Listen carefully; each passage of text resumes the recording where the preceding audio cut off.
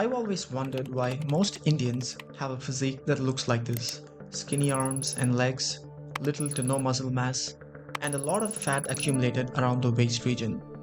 A body type that's commonly called as skinny fat. You look fine with clothes on, but when it comes off, it's not a pretty picture. This is often observed in South Asians and is called the Asian Indian phenotype or the thin fat phenotype. You might have noticed this in your friends, your relatives, and even in yourself. We are on the way to become the diabetes capital of the world. 70 million diabetes cases. What is the reason for this? It is lifestyle or it is hereditary? A country that's dominating the world in science and technology, why is India severely lagging when it comes to fitness? Now, of course, genetics does play an important role, but it does not mean that we can't overcome this challenge.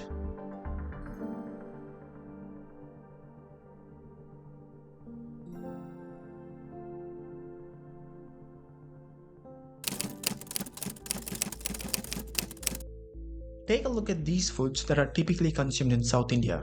All these dishes are made of rice batter, which is extremely rich in carbs.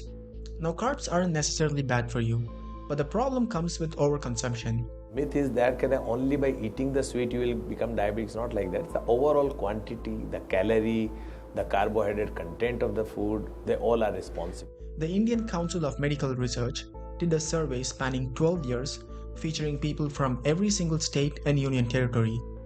They found out that about 70% of our diet consists of carbohydrates, compared to the United States, where carbs accounted only for 50% of their diet.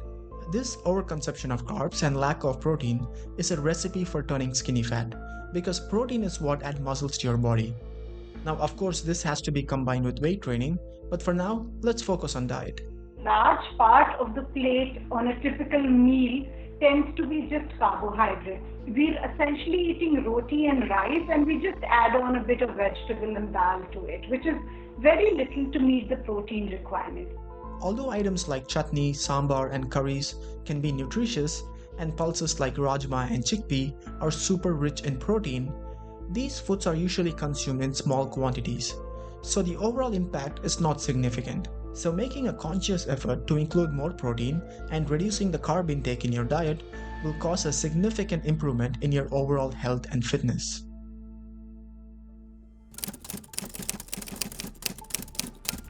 A majority of people in India use BMI to determine how healthy they are. BMI is a formula that uses your height and weight measurements and it outputs a number. If the number is between 18 to 25, it's considered normal. Anything more is considered overweight and anything less is considered underweight. But here's the problem.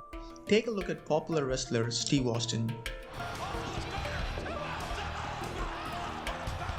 He was about 6 foot 2 inches and weighed about 250 pounds. According to BMI, he is considered obese, while this other guy is considered healthy. We know this is actually a very unhealthy type of body composition, but because it's in the normal BMI category, it often gets missed and overlooked.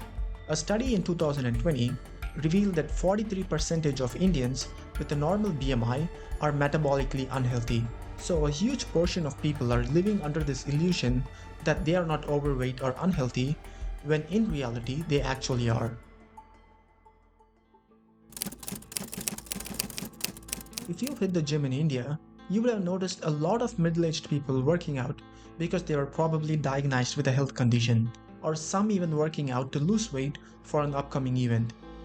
They go all in for a couple of months, get on crazy diets, and once the event passes, they get back to their old lifestyle. This is a very wrong mindset. Working out should be considered as a lifestyle, not a short-term solution. Now, what's even worse is some people completely avoid working out because they believe that if they stop exercising, they'll automatically gain more weight. To clarify, you don't magically put on more weight if you stop working out. It's rather because you're now consuming more food and burning less calories. The more you eat, the more you need to move to burn off those calories. The less you move, if you sit on your ass and don't do anything, you need to eat less to counterbalance that.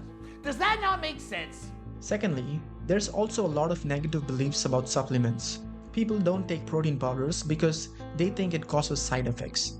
Dude, you're eating so much protein, you're gonna get kidney stones. very often you'll see that these same people who pass these comments have little to no knowledge about fitness. But the real issue is 70% of the supplements that are sold in India are fake. So these fake products are inherently harmful and can cause side effects. So it's important to understand that protein powder isn't harmful. It's about where you get it from. Do your research, check with a doctor, and make sure you get it from a legit source to avoid such concerns.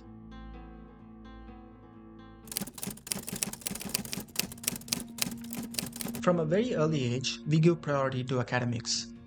In schools, we focus on board exams. In college, our focus is on GPA. At work, it's all about working extra hours and aiming for a better salary.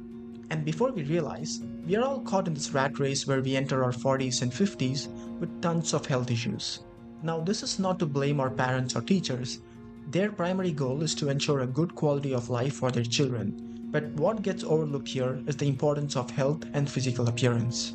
According to a survey in 2022, 40% of Indians were not even meeting the minimum level of physical activity that is recommended by WHO, which is roughly 150 minutes of exercise per week. What's the point of making money and achieving success in your career if we can't be healthy enough to enjoy its benefits or live long enough to savor it?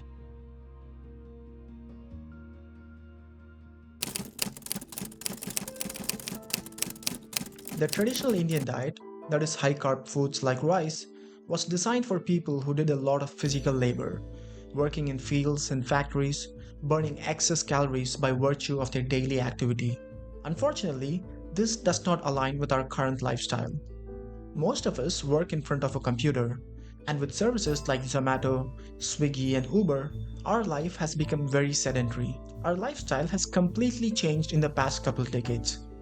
But sadly, we still cling on to old traditions when it comes to diet and nutrition. Hopefully this video has given you a good understanding and awareness about health and fitness in India. Remember, it's not about working out or dieting for a few months. Shift your mindset and view it as a way of life. Don't fall for all these myths and misconceptions. Choose something that works for you, something that's sustainable in the long term, and stick to it. We Indians may not be blessed with the best genetics, but it doesn't mean that we can't do our best to be our healthiest and fittest selves.